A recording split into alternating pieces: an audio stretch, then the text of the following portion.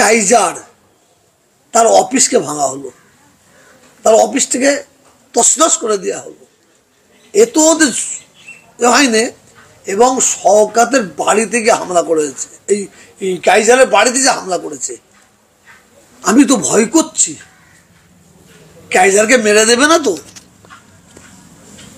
কাইজারকে murder করে দেবে না তো। ভাঙড়ের মানুষ আশঙ্কা করছে। কিছু রাজনীতির তৃণমূলের নেতা, কাইজার আছে, ওইদিকে আরাবুল আছে, আরাবুলের বেটা আছে, এইদিকে জুলফিকার আছে, এ ধরনের মার্ডার করার প্ল্যান চলছে না তো। ভাঙড়ের মানুষ আশঙ্কা করছে এই 26 ভোটের আগে শওকত মোল্লার নির্দেশে এ ধরনের মার্ডার কেন দেওয়া হয়, এটা আশঙ্কা করছে। তবে শওকত মোল্লা ও যত গাছই ডাল ধরবে, সব ডাল ভাঙবে।